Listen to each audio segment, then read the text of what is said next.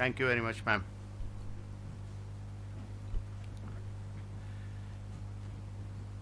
Friends, good afternoon to all of you. It's my privilege that I'm sharing dice with the iconic figures over here. You hardly tend to meet. Three of my colleagues, I meet them quite often, but sharing dice with the other three, our guest, is really an honor. I also want to thank IDSA, particularly the Ambassador Jayant Prasad and my friend Samuel Cherian, for inviting me to interact with these august participants and share our views. The difficulties we face in our day-to-day activity in this area and how we are trying to address those challenges. In my career of last 25 years, I have not seen many such seminars focused, 3-day seminar focused on cybersecurity. And this one is more particular because it's focusing on the Asian issues there.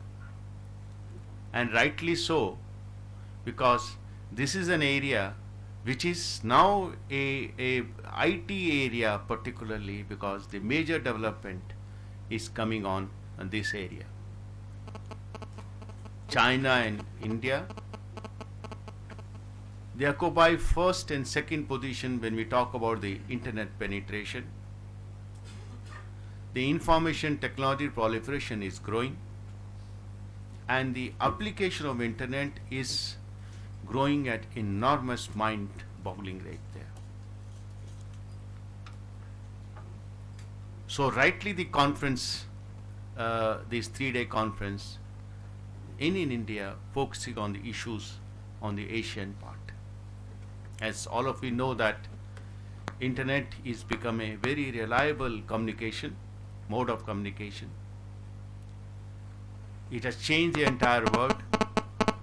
It has helped have a fast transmission of any activity, any information related to business, academia, defense, or anything we talk about.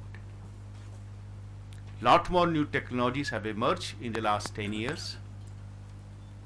Who could imagine in 2005 that the social media, when it came up, who could imagine in 2005, after having seen WW in about 10 years ago, that social media will have such a penetration, such an impact on every aspect of our life. It's a system which is used, is friendly to everyone. Virtual reality, mobile technology, what a revolutionary impact it has made in our day-to-day life. Technologies like Internet of Things is fast emerging, though we have been using this technology for quite some time. But now the focus is coming on, because of the other technologies, the Internet of Things is becoming far more important. And what is leading to the smart cities there. There will not be any application maybe 2 years down the line where we don't find the impact of Internet of Things. While this new technology, by the technologies are growing, the convergence is growing. This is also posing a lot of challenges before us in the form of a security of the assets and the security of the information contained in those assets. These challenges also bringing a new paradigm in the area of cybersecurity, as in the area of cybersecurity and management of cyberspace, as cyberspace is no longer within the national boundaries. Security and privacy is becoming a very important issue, and still there is a lot of confusion there. This technology is not distinguished between the civil and military. Things are becoming more converged and more diffused there. Same solutions are applicable for one sector and the other sectors there. challenges are same, issues are same, and many issues have been talked about it. The more we talk about the security and privacy, and more we talk about the cyber security issues, many solutions are also coming up to address those issues. Certainly our understanding of the issues are better there. Technology is better, people understand the things. They are evolving new and new techniques. I happen to meet every day some of the young entrepreneurs or startup, and they see the very mind-blowing ideas for the active defense. No one talks about the offense, but everyone talks about the defense, and very innovative ideas they talk about. Look at the encryption. It was done to it becoming a part and parcel of every device, every technology. Whether you look at Android or you look at any other operating system or any other device, you see how they communicate together. But this encryption is also posing a new challenges for many of our agencies, whether it's a civil defense or law enforcement agencies there. I am sure all those issues must have been discussed during the last 3 days, because these are the issues which bothered everyone as a time to come off as we go further in the internet age. We need to look at it. What's the way forward? How do we handle these issues there effectively, both domestically as well as the internationally? There has to be some sort of a synergy between the domestic policies and the international policies, because today it's very difficult to separate it out, and largely because of the virtual part of the cyberspace. The cyber criminals are also using this technology, evolving the new and new techniques to defeat this technology. And we do realize that most of the software codes which we use in our devices or our applications, they are really unsecure codes there. Even if we try to patch the code one day, if we try to bring some sort of a security to devices one day, it becomes unsecure the second day because the new patches are added up or the versions are upgraded there. After the Apple introduced the Apple Pay, what a revolution has come up in the mobile payment there. And these are posing a great challenges to us. Friends, as I said, we have very elite class of panelists on the dais there. Each one of is expert in this area. They have a long experience, and I'm sure they have been attending this conference for the last 3 days. They are aware of the issues which have been discussed last 3 days. Each of the panelists is expert in their own different areas. We have Professor N. Balakrishnan, one of the panelists. He has a rich experience in this area of information technology and security, author of many papers, author of books. He was associate director of IDSA. In fact, he is the originator father of the CERT, Indian Computer Emergency Response Team in India. The first report he started, he wrote it, and he is a man who set up the facilities there. He has a rich academic background as well as experience in the cross disciplines. Then we have Mr. Santosh Jha, Joint Secretary, who deals with the counter terrorism and the internet related issues, including internet governance in the Ministry of External Affairs. He is an officer who has brought so many new ideas in the area of cyber diplomacy, which is becoming a part and parcel of the activity in the cyber security. We know no one talks about cyber security without cyber diplomacy. Then we have Lieutenant General Aditya Singh. He was the Corps Commander Southern Command and who held many senior and responsible positions.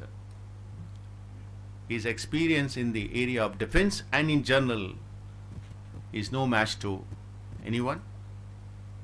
We have our foreign guest, Ambassador Jelani, if I'm right, correct in pronouncing it. She is a career diplomat of the Ministry of Foreign Affairs, Egypt. She is a graduate of the School of Economics and Political Science at Cairo University,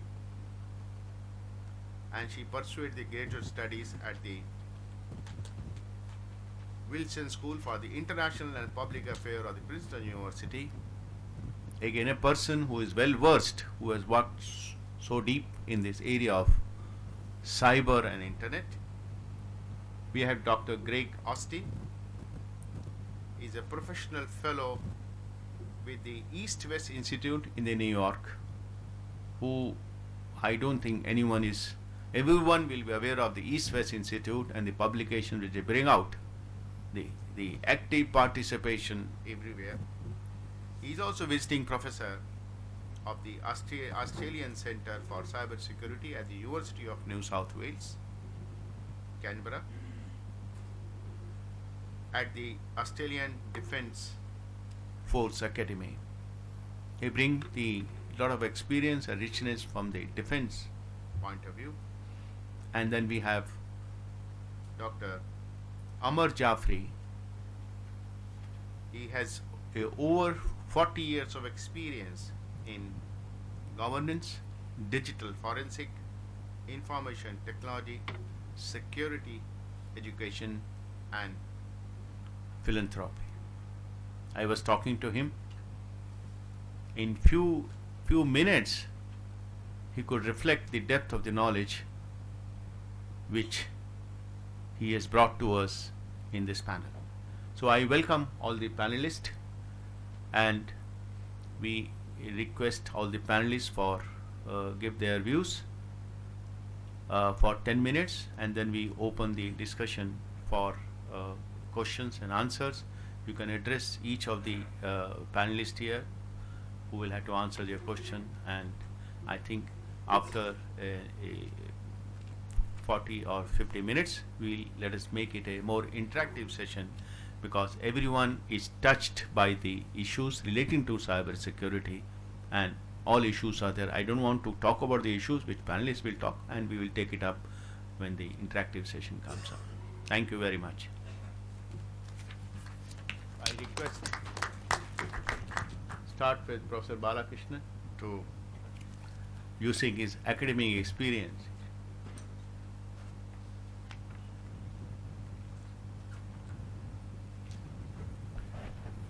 Thank you, Dr. Gulshan Rai, for those kind words. Ladies and gentlemen, it's a great pleasure for me to be here this morning to rub shoulders with some of the best brains in this area. But I also look around to see many of them on the stage have a great experience in using the cyberspace for securing their assets, securing their nations, or trying to explore the possibility of using it as a weapon. But I'm a rank outsider in this crowd. I am in this field for the fantastic science it offers. Not for hitting at anyone, not protecting myself. The kind of science it offers, I'm going to give you some of the examples of it. If you forget that origin of that science, all of what we are talking about, cybersecurity, securing the cyberspace, will become meaningless.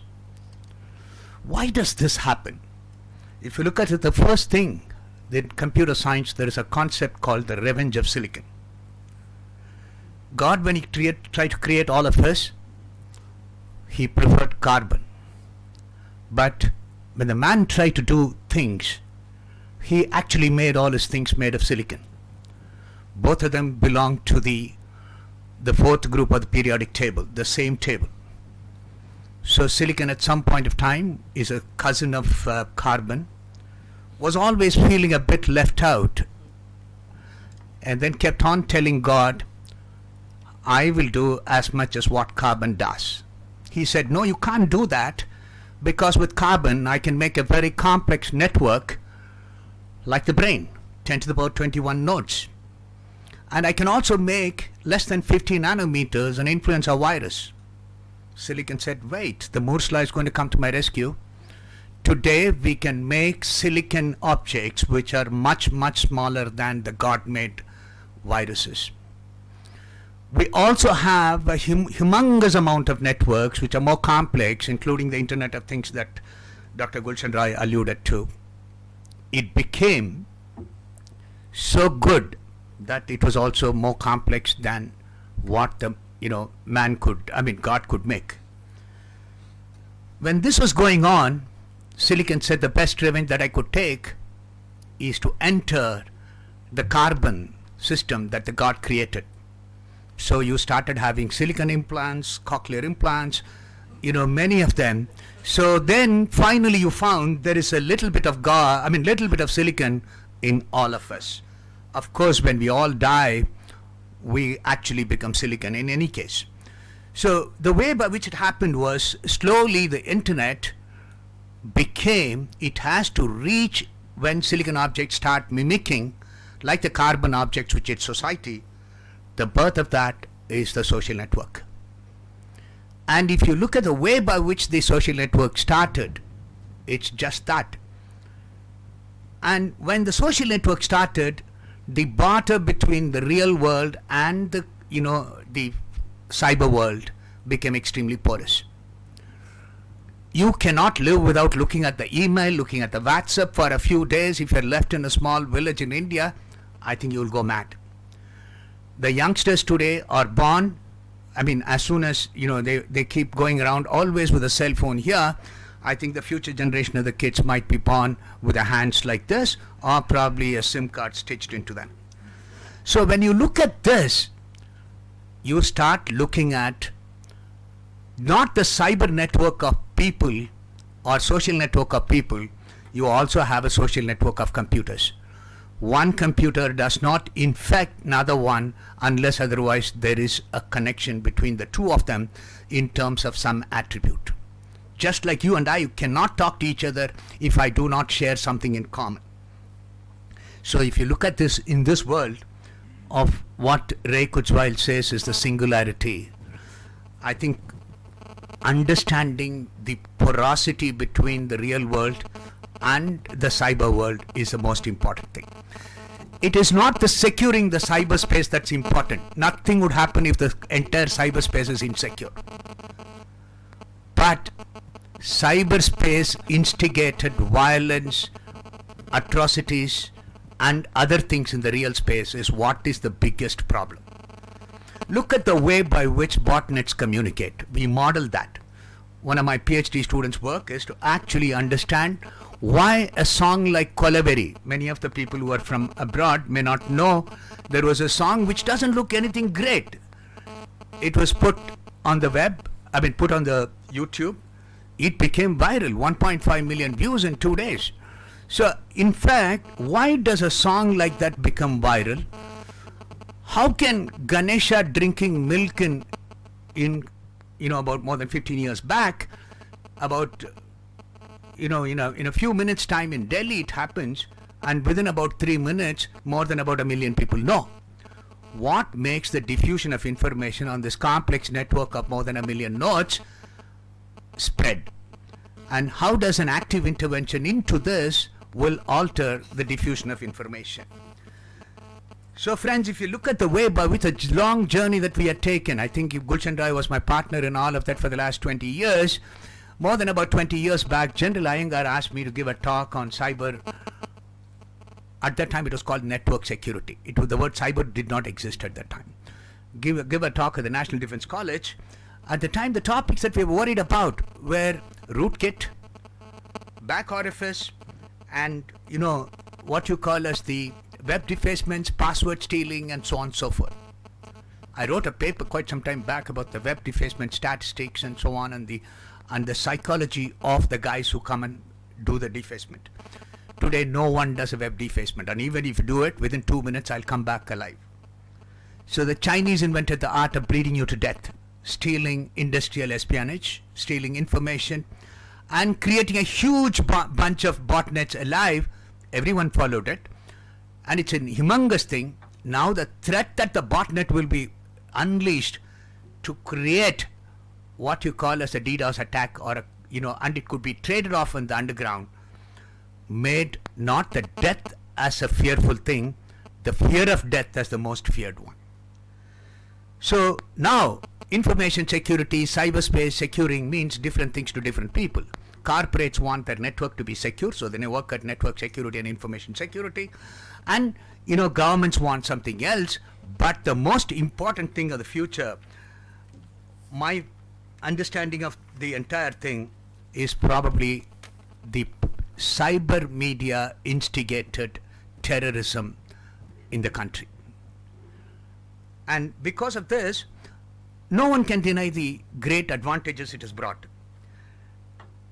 ISIS regularly uses this for recruitment. Many of us know, who have been watching this. Lone wolf terrorists actually use this, get guided away to the other side. Can we keep looking at doing what you call as the machine learning techniques, by which you could also predict before the attack occurs, before the usage of this money laundering, collection of money for various things and so on? That's the most important thing. And for a country like India, we have not understood the difference between the print media, the electronic media, and the internet. As a mathematician and a person who is working in science, I know the print media and the electronic media are one-to-many communication systems. The persistence of that is only 2 days, maximum 3 days. After that, nobody will remember what they said, what was talked about you. Whereas today, the WhatsApp and the Twitter and many of them, they do not die. The information remains there, the blogs and so on. It's a any-to-any communication models. They can create complete untruth as a truth, can make you go into a make-believe world, can hurt people, and also make gossip mongering will become one of the easiest things. Using this for actually spreading hatred about the government and all of them would become a very, very easy thing. So people have started working on active interventions by which machines would keep doing the tweeting. Many of you may know that 40% of the tweets that you monitor are generated by the machines. So there are ways and means by which you can detect if the tweet is done by a machine or a human being and so on. So if you look at it, it's not the cyberspace, securing the cyberspace, cyber instigated violences and atrocities and bad things happening to the physical world, and can I prevent it by an active intervention? Active defense is also going to be a key thing. If there are about 10,000 bots attacking you, if you know about 1.5 million bots are enough to bring down a country. So they are easily tradable. And there are countries which boast that they have more than 14 million bots available with them. So one of the ways by which one could think of for a country, any country, is to have an active defense, by which if there is a continued DDoS attack, go ahead and kill those machines. So, but only thing is, you will have to be extremely careful not to create a sci-fi war between those systems and make the world even more miserable to live in. It's a very exciting thing. I want to tell you that I am in it for the science of it rather than for many other things. I could go on and on. Some of my PhD students have taught me what is the most exciting thing in this. It's not computer science, it's not biology, it's not just social science, it's also a political science. One day you will find cyber capabilities would also become a negotiating power like CTBT for many other countries. Having the power is important, but using it is not so much important. Thank you very much. It's a pleasure talking to you.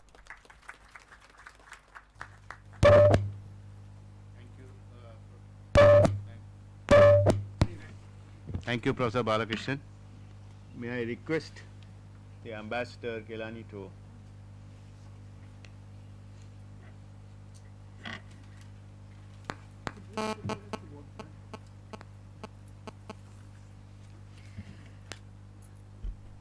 I have enjoyed very much listening these last 2 days and the third today to all the academicians, the scientists in their field.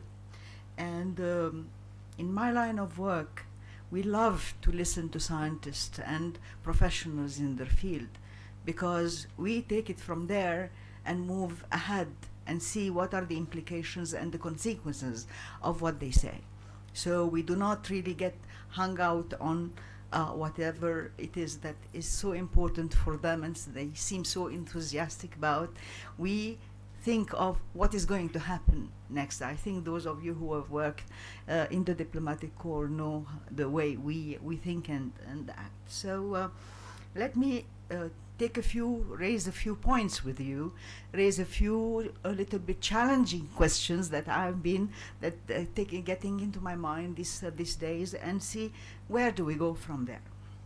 Okay, so cyberspace domain is a dual-use weapon: development, destruction, mass destruction. When we talk about critical infrastructure. Digital empowerment is now an avoidable choice for all. Where do we go from there? What are the challenges that are common to us? And are there really challenges that we can say these are really ours, some kind of a global common, and then specific challenges to each country or each region or each group of peer countries in this system? The expansion of the use of cyberspace, does it take us to have a duty? The governments, as we have all agreed, will have a larger duty, a more imposing duty. What kind of a people's pressure going to happen to governments? How will the governments of the future react to this kind of request and requirement and imposition by cyber activities, the expansion of cyber activities on governments? Will all governments be able to invest intensively in this kind of an infrastructure?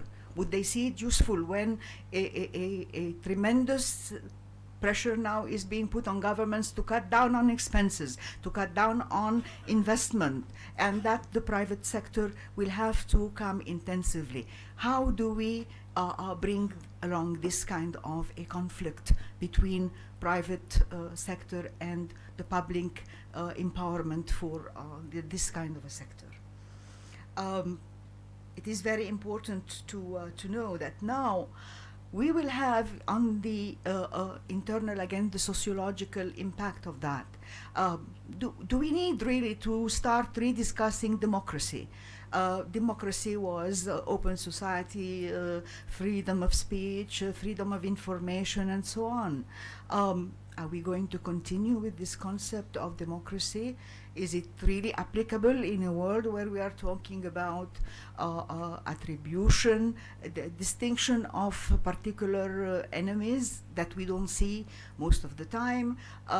What kind of connections are going to be between competing interest between countries and between classes and between industry and the public, let us say, action in that particular field? I think this is an important question that we speak, because democracy and human rights have been always, and I'm speaking from the standpoint of a country that is generally criminalized on terms of democracy and human rights and everything that is related to that. I think it has been quite a challenge for us to explain where we stand, particularly in this last few 4 or 5 years.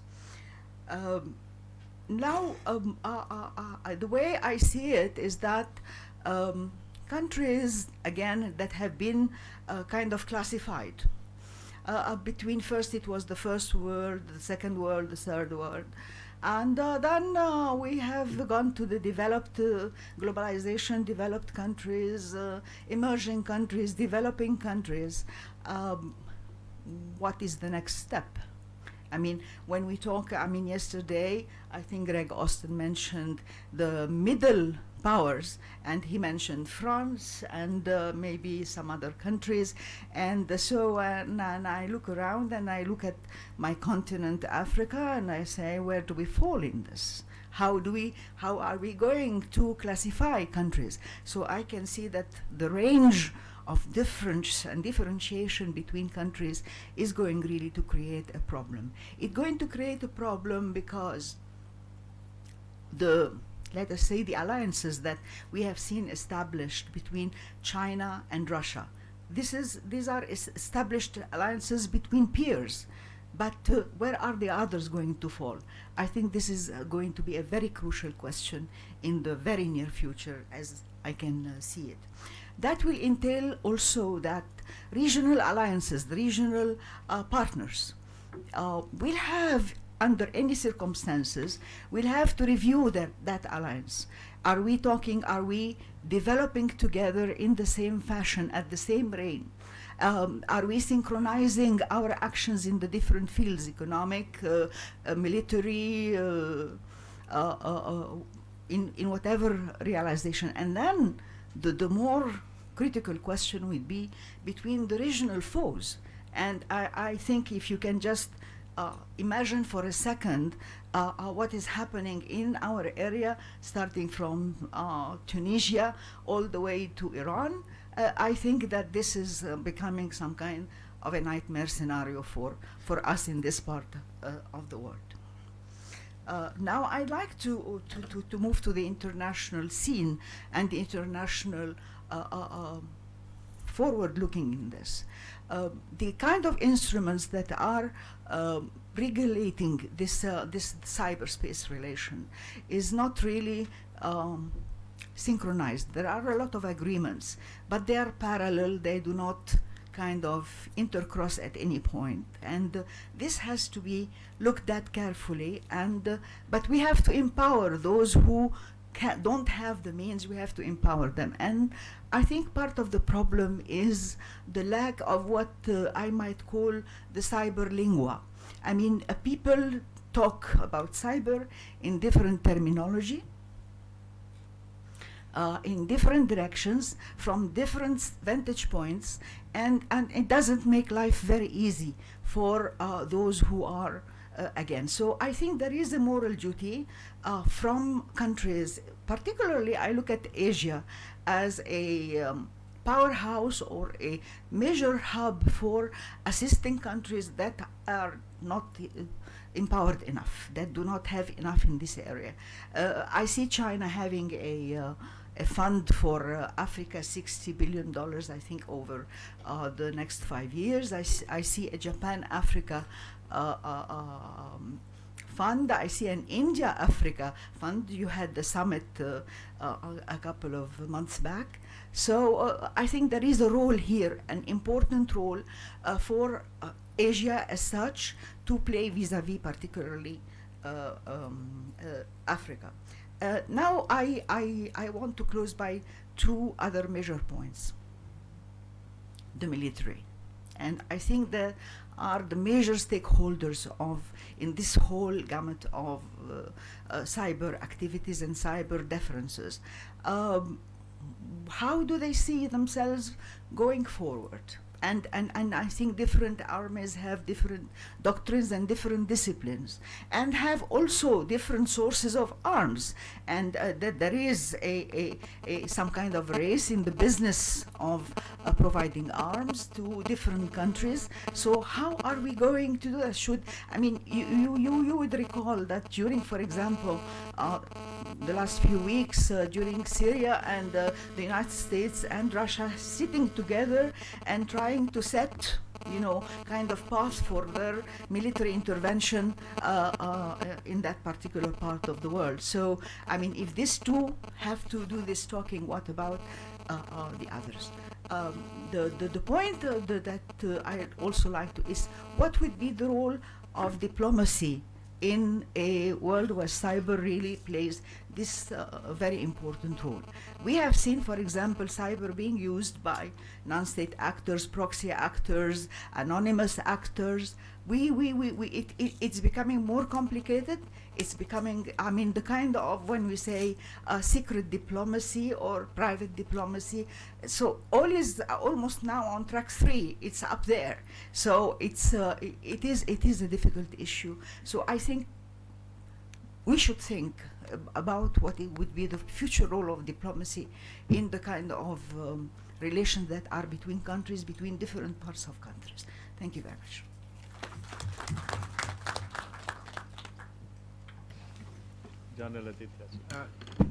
Can I speak from here? Can everybody hear me? Thank you.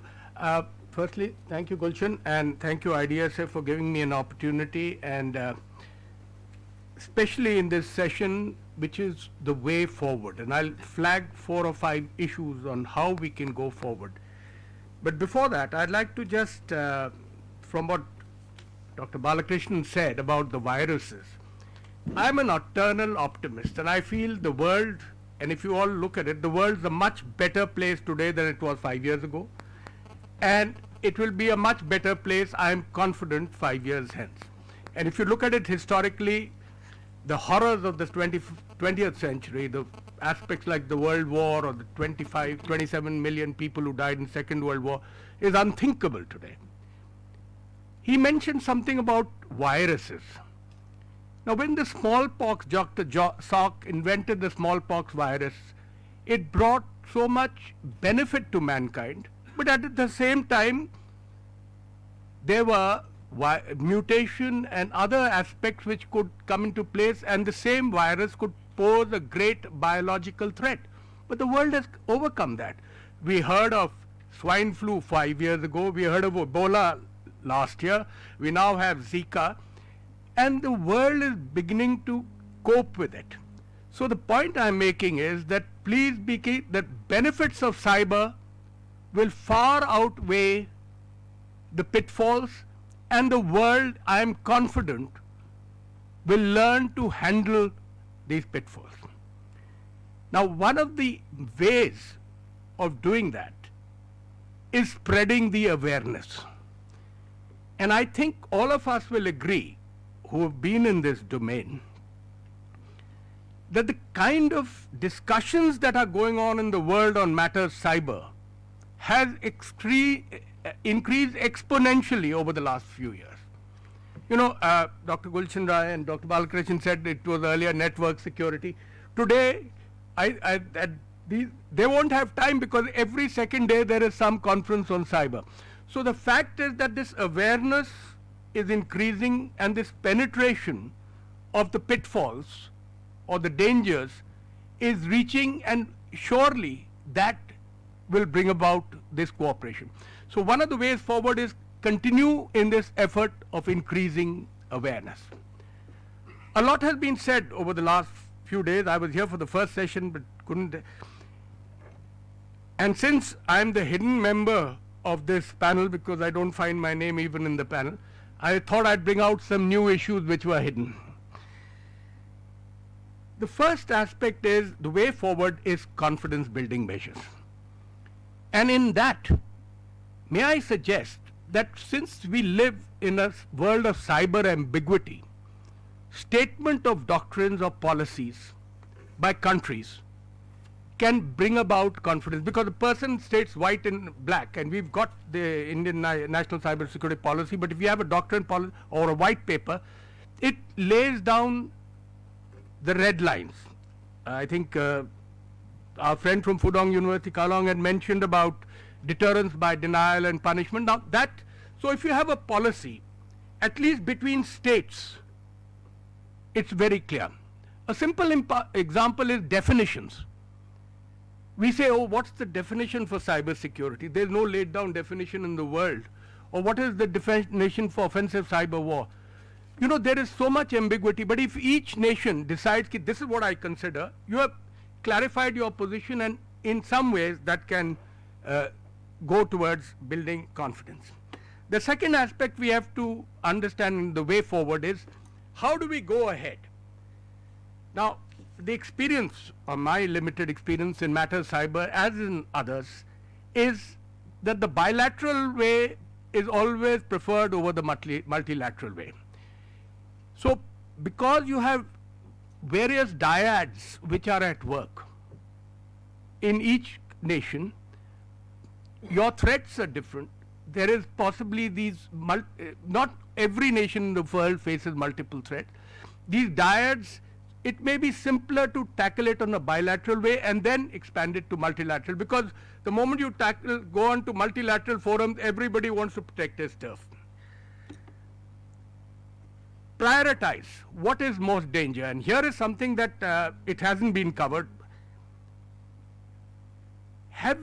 What dangers can cyber bring about? And I think it is in the realm of WMD, the weapons of mass destruction. One aspect that needs to be studied is the effect of cyber on strategic stability. We have the Asian Security Conference. 5 of the 9 nuclear powers of the world are in Asia. 10 years from now, I am confident there will be 2 more, Iran and Saudi Arabia, the way things are going. Maybe 10 years, maybe. The fact is that 4 are outside this continent and 5 are here. Now, again, the aspect of dyads and the instability that cyber can create. If cyber has a possibility of disrupting the command and control networks, you have created an uncertainty which will result in a country saying, win it, use it or lose it. And because of the sheer power of destruction of nuclear weapons, I think the impact of cyber, and that has to be studied. And surely, if India and Pakistan have an agreement on non-attack on nuclear facilities, surely CBMs could develop in that aspect. So the point I am saying is, where it can do maximum damage, these are aspects which can bring about cooperation, and this is one aspect that we need to look into. Because cyber, and I think because crime, non-state actors, I'm sorry, there is no way that you can stop it. It's going to grow. But responsible states must look into this aspect of strategic stability and the impact of cyber. I don't think this aspect has been covered. Yes, again, as Ambassador Alam said, you always have that element of the non-state actor. So where the non-state actor is concerned, somebody controls him. I think Varun Sani talked about the virtual world of a virtual nationhood of cyber, but today that person has to still exist, and except for the odd case like the IS or something, somebody has to exist. So I think even the sheer enormity of the damage that can come out, we must get together to looking after the NSA. The other way we can cooperate on is events. Now let me clarify. I think Dr. Hashimoto of Japan mentioned that the Olympic Games are coming to Japan in 2020. Now this is a world event, and surely it can be used as a forum for cooperation and building. So even events like this, or say the war against Ebola, which affect the world at large, to me are ways forward to building greater cyber cooperation. The aspect of states, the last aspect I want to mention is what Ambassador Alam mentioned about cutting down. The governments are cutting down on investments and costs. Now surely Asia, with its standard of development, is going to use the cyber or the internet or the ICT to bring about development.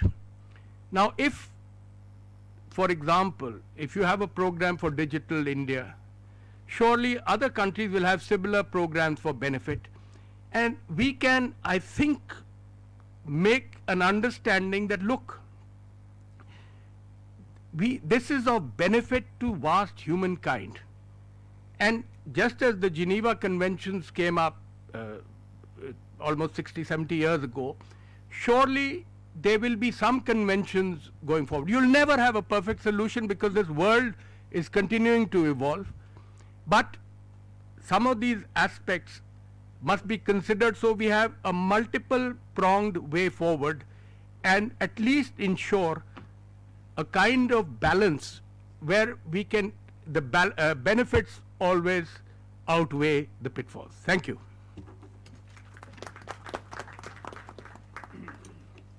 Thank you, General Singh. I request Santosh Jha. This is the random selection of panelists is like the cyber domain, isn't it? You were suddenly asked to come up and speak. No, I was and told go by seriously. no, but what I mean to say is that the cyber domain is much like that because you don't know what is going to hit you next. I think I'm the least competent of the panelists in terms of talking about cyber domain. I've been handling it for the last 1 year, mostly in its global dimensions and how we interact with the rest of the world. And I'll try and focus my very limited statement on what we've done and what has changed in the recent times. Cyber diplomacy for India has acquired a new importance, and that is without a doubt in the recent international engagements bear out. It receives attention at the highest political level. It is one of the things that we think has the way we have positioned ourselves fits into a larger aspiration to play a leadership role in shaping global agenda, and cyber is certainly right in front in that regard. Cyber dialogue and cooperation with our bilateral partners and in international formats is also increasingly part of our announcements in the diplomatic engagements that we get. So what has changed in the last year and a half? I think there are 4 things that I should bring out here. One is, of course, India's decision to support the multi-stakeholder model of internet governance, which is something which in my opinion, we always adhered to, but we had not put it out with such clarity and unambiguity. The second was part of that decision that with matters to national security in the cyberspace, the role of the state is paramount, and it will have to play the responsibility in a democratic setup that we have. The third one was that we should mount our effort with regard to enhancing cooperation internationally, as I mentioned, bilateral partners, as well as in multilateral formats. And the fourth one, of which, in a sense, Dr. Gulshan Rai is a personification of that, which is the whole of government approach. So the National Security Council Secretariat would become the coordinating body that will bring all facets of the government, not just the government, but the private sector into the calculations. So I think that these are developments that has defined our the way that we have gone forward over the last year or two. In terms of bilateral cooperation, we think that that is one that is the most significant facet of our relationship as far as the global cyber issues goes. We now have global cyber dialogues with 10 of our partners, virtually everybody except China, and I think that should be something that should get done sooner than later, if Dr. Rai permits. And the focus of this is on building confidence, and what was mentioned earlier by some of the earlier speakers. We are trying to focus on information sharing, building agreements on capacity and institutional cooperation, research and development in the cyber domain, particularly in the cyber security arena. With the US, for example, one of the focus activities is export controls and the regime that is emerging in that regard. And certainly one of them is projecting India, which is willing to play a greater role and fulfill its responsibilities in the cyber domain as the second largest internet user. So but I think more important than the bilateral one in a sense is the international discourse that is shaping up. And there I think the more I look into it, and mine is of a recent vintage, many of you have many years of experience in that regard, I find that there is either the absence of answers to the questions or unwillingness to ask them really with the intent to seek answers. So that is the main part of the problem, and particularly that is when you come to what is the norms development in the cyberspace. I think that is the one way in which the cybersecurity can be addressed, because I don't think, and I'm speaking, out of turn here, I'm not an expert, but I would think that there is no cybersecurity as such. There's nothing like security in the cyberspace. And the only way you can is to have restrained behavior by controlling behavior and getting the nation states to work together in that regard. So in that sense, the norms of state behavior and how the states would control the non-state actors within their territory and how the countries could work on that is an important part of that aspect, and we are giving a lot of attention to that. Part of it is also the confidence building norms, the taking, agreeing on certain sets of CBMs that are enforceable, that on which we can agree, elaborating the applicability of international law, and also at the same time looking at where it is not yet fully addressing the issues and the gaps that exist. Greater transparency and accountability, I mean, that is more in the terms of internet governance. And one of the things that is very close to my heart is greater distribution of critical internet infrastructure around the world, and something that one needs to focus on. Unless that is done, international cooperation is going to be lukewarm. I look at it more as something that is almost not as a matter of right, but something as a matter of necessity, because if you need to go out to the world, you need to be part of that system. And going out to the world in terms of providing security solutions, then we should be also part of that governance structure. In terms of the problems that I see in this area, well, we had also some other developments internationally this year, and one of them, which is unfinished business, which is likely to be done this year, which is the INR transition.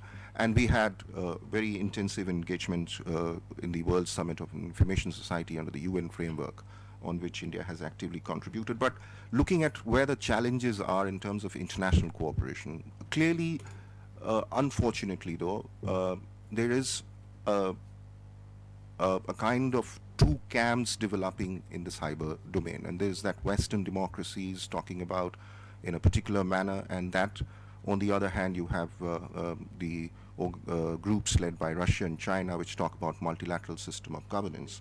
While we have articulated multi-stakeholder model for the internet governance, we do see certain benefits in the way the Russians and the Chinese project a certain degree of democratization and greater transparency and accountability, and areas particularly where state we think has a primary role, particularly the cybersecurity domain, etc. So that is a challenge of how you get these camps working together. India will be joining the Shanghai Cooperation Organization, which has one of the papers on this aspect, and we will be engaging with them in that regard. And perhaps we will need to look at it whether we can play that bridging role, because we certainly have great comfort with the multi-stakeholder model, many of the elements of it which are close to us in terms of value systems, but at the same time there are benefits of some of the things that they are talking, and the reasons they are talking are something that we find is quite understandable. So how do we then work together, bring the camps together, bring them on a common platform? I think one of the reasons why the 4th editions of the UNGG has not seen that much of a forward movement as we would have liked, leaving more questions unanswered than answering them, is because of this divide. And I mean, even the fact that the cyber security or information security, I mean, then you come to a conclusion that, okay, security of the ICT, some kind of a compromise is drawn. I think it's a good thing to do. We'll have to work on that, and that should be one of the main focus of our activity. Fortunately, we are working on it, both internally and internationally. As I said, with the intensification of our diplomatic outreach in this regard, we are engaging more and more. We had sent in a delegation which had very useful learning experience for the Talent Manual 2 in The Hague.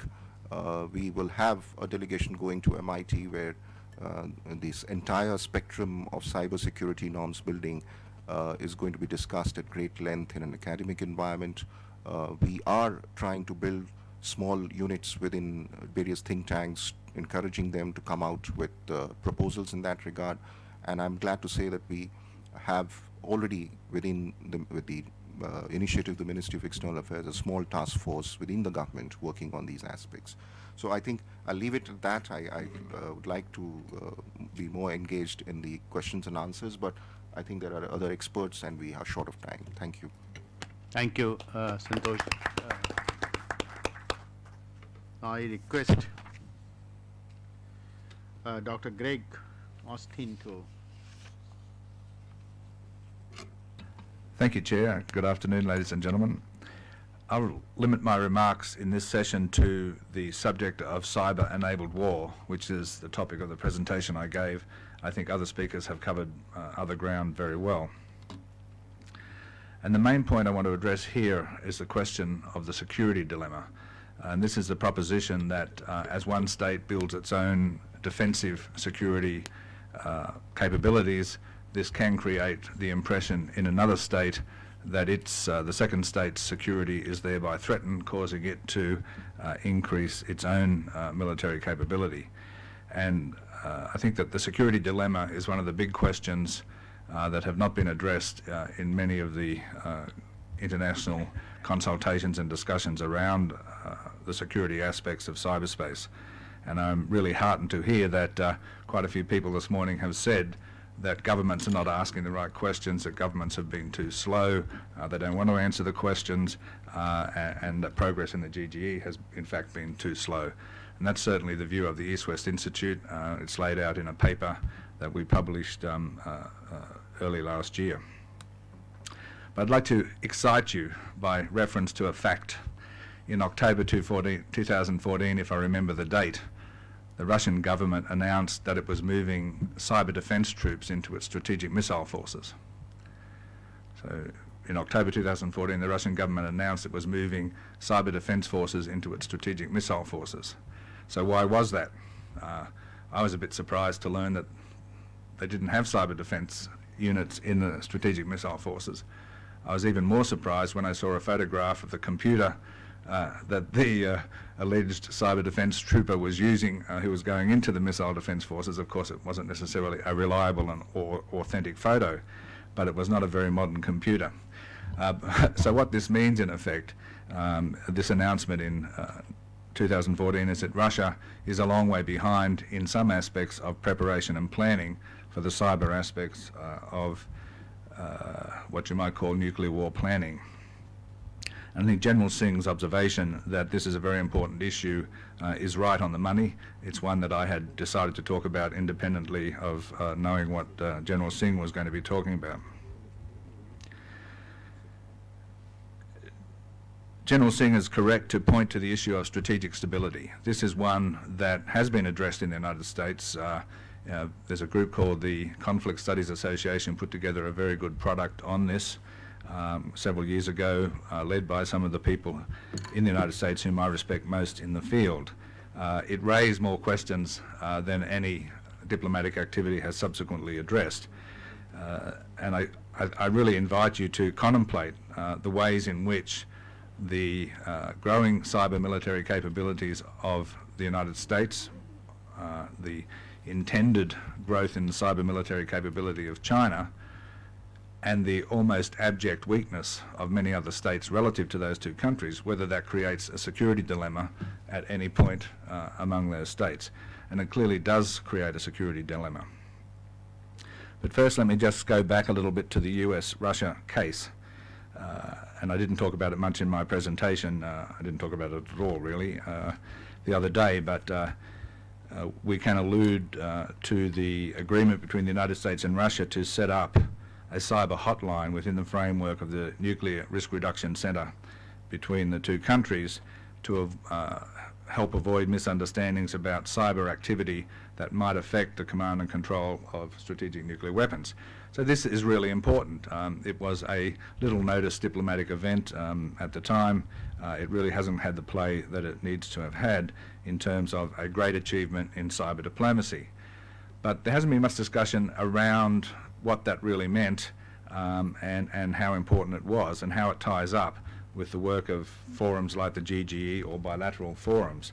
And I totally agree with, endorse the proposition of Jonathan Reiber that, the topic of, I think you did use the word operational, offensive operations, should be a good topic for US-India bilateral cyber dialogue, but I think it's also a good topic for most international bilateral dialogues.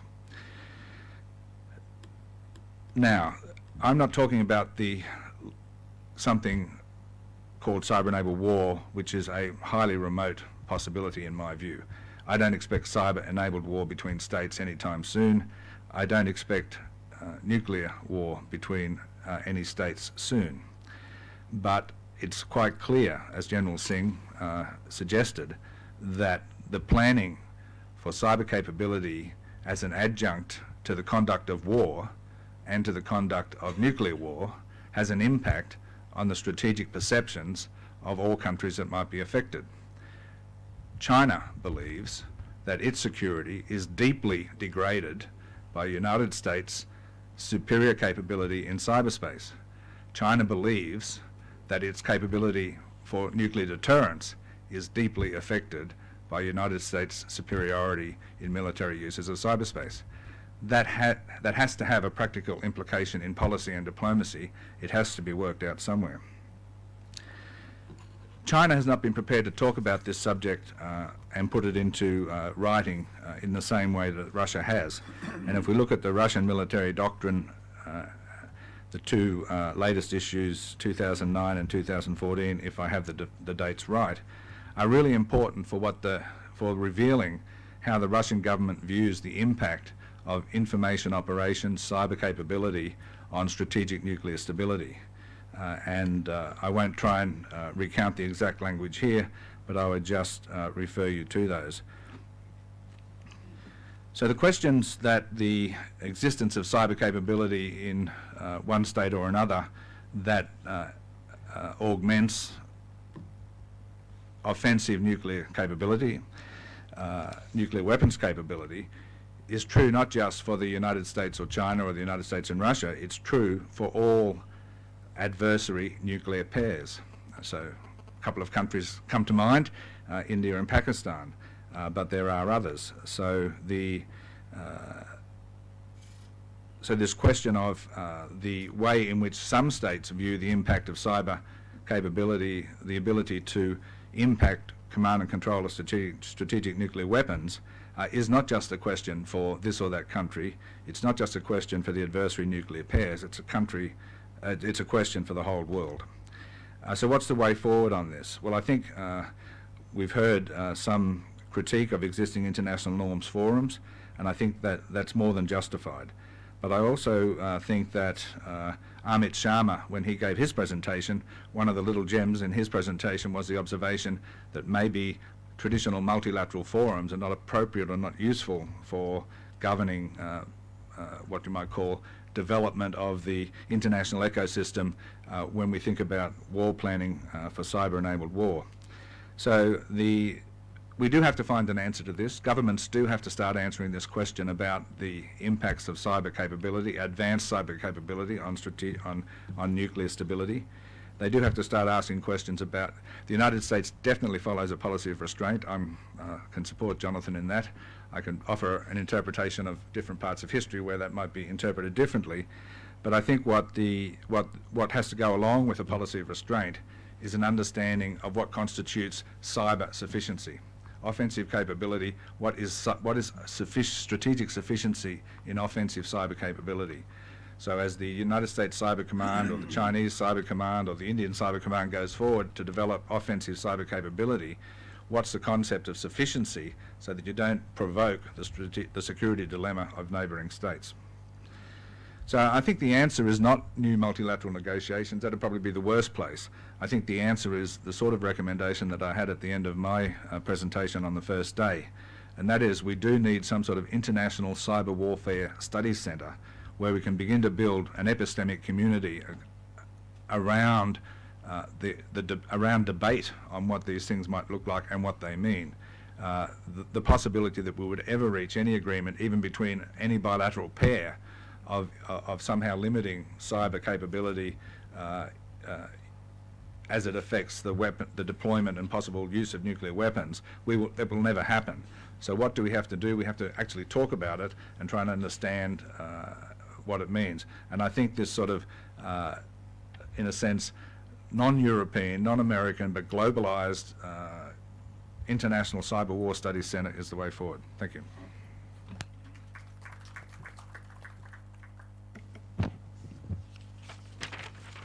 Dr. Amar Jaffrey.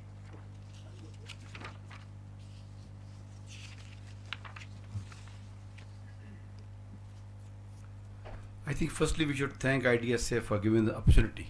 Just to me, in my plus 40 years of career in the same profession, like technologies and handling them, I have not seen such a focused gathering of people of this caliber and talking focused on one point agenda.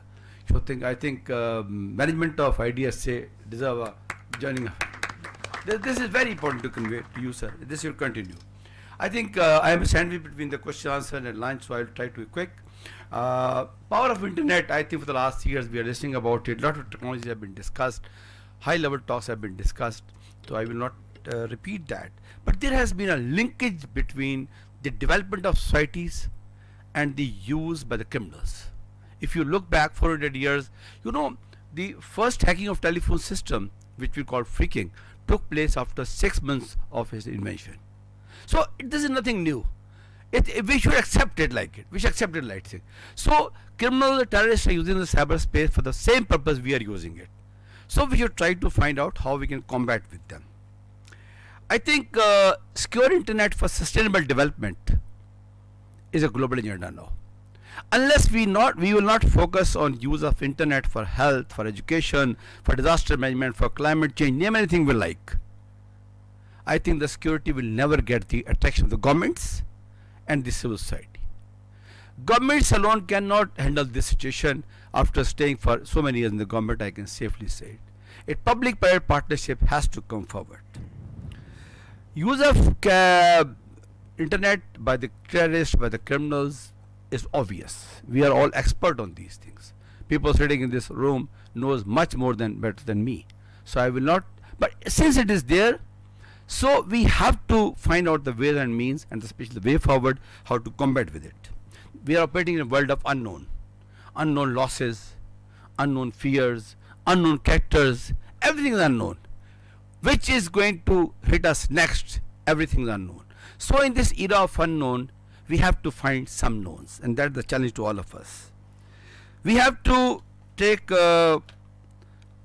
some concrete step. I'll come to my few sessions of way forward. I'm thankful to Adia and other people, they have already done it. I'll just touch upon that. We have to unlearn before learning. It's very important. Unless we will not unlearn, we will not, all our traditional conflicts which I have been seeing for the last 70 years are now, and even the traditional friendships also, are now converting into the cyber conflicts. So we should avoid it.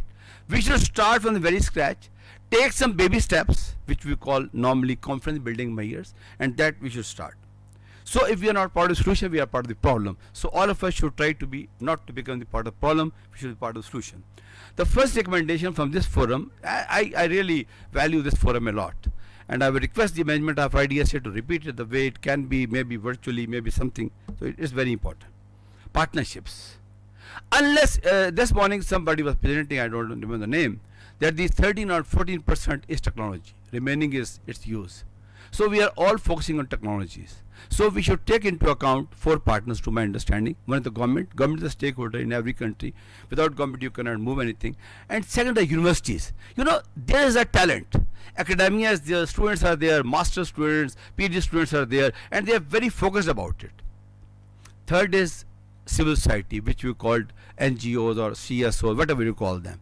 We have to take them on board because they are there to use the internet for e-health, for all these things. Unless we will not take them on board, governments especially will not be serious to making the. And third, the technology partners. So all these four pillars together, I think, will form a very sound partnerships, and this partnership start from the country level. I am doing my humble effort in Pakistan. We name it E-Pakistan Vision 2025, and there are four partners. Every country should start this initiative at the country level. Then we should start collaboration at the regional level. The regions have similar problems, similar challenges, so they can better understand these things, and then will come the global partnerships. So at a country level, at a regional level, and again, and we should supplement each other. If somebody is weak in some understanding, the other country should come forward and help to utilize this partnership. Second, the awareness and capacity building. To my understanding, it should be on three levels. First is the grassroots level, the people who are using it. So it's very simple. I think all of us are expert on these things. We can make some mechanism how to segment each other on this. And second, the information security professional level. Again, this will be something technical. University will have to come forward. I call it a human resource development in each country. China is doing it, Japan is doing it. So I will strongly recommend that in Asia we should take. And third is the awareness and capacity building at the strategic level. That should be at a very senior level. All people sitting here, we understand everything cannot be shared with everybody. So we need to have this layered level of understanding. Next is R&D. It's an evolving field. We are daily learning new challenges. So the R&D, maybe we can think about it in next sessions. It should be we should announce the R&D areas. Then we can prioritize this. Somebody rightly pointed out we should prioritize things. And third and last is the sharing of the experiences we gain. So R&D should be a very, very important component on such initiatives. Trust building. It's very, very important. Because in the cyberspace, all previous distrust are now creeping in. We should avoid it. So there should be a new layer of understanding. And to my understanding, initially it should be on personal level, one-to-one. If any one of you sitting here has any problem from any IP address in Pakistan, you can just call me 2 a.m. in the morning, and I definitely promise all of you I'll respond. So we should have a web of trust. I know you, you know me, we both know third party else. So we should try to evolve this trust. At this personal level trust, let me assure you, is definitely going to work.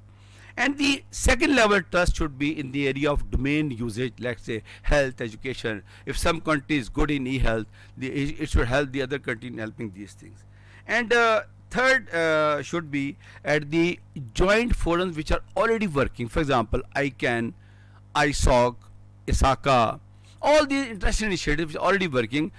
Especially the Asian countries, AP CERT and all the OIC CERT, we are all working there in some forum, and we are all present there. I meet a lot of people sitting here in different fora. So in those fora, we should try to cooperate and understand each other's challenges. And my last point would be eSARC. SARC is an established institution for the last so many years. Tomorrow morning I am having a meeting, exclusive meeting with the management of IDSA, and I'll try to speak more on that. There's no confusion. SARC has already established number of working channels between governments, organizations, civil society. It's already there. We just need to add one thing into it. So we can start from maybe use of internet in e-health, e-education, all these things. So the basic conference building measures should come forward, and then we gradually come upon it. And I would like to talk more with the IDSA. And lastly, Internet of People. It's very important. After everything we talk about Internet of Things, there's some human being behind it. There's a statistic I was reading somewhere. There'll be 50 billion digital devices in 2025. Everybody on an average will be carrying 6 to 8 digital devices. So somebody is using it. So we need to understand the behavior of human beings in cyberspace, and that can only be done on the concept of Internet of People. Maybe we can have one day a specialized discussion on the Internet of People. I thank you all for giving me a patient listening. Thank you much.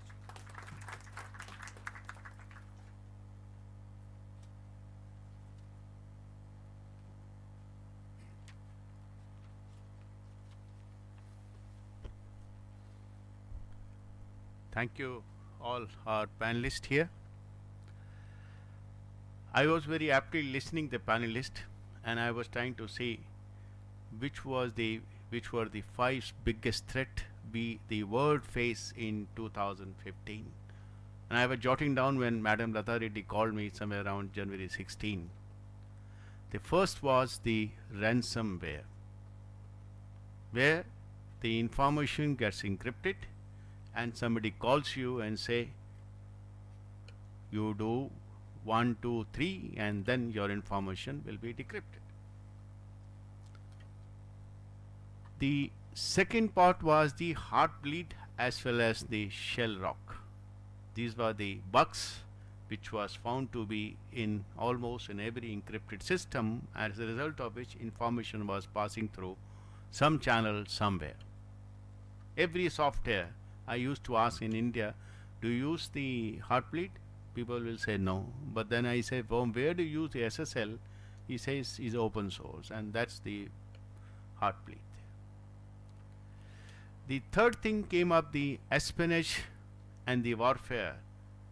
Whether we call the ransomware as a warfare or we call it a normal kind of a weapon, that itself is a question which General Singh also hinted there. We need to define what is the cyber security and how to define the weapons there, and I think Madam Jelani also to some extent referred there.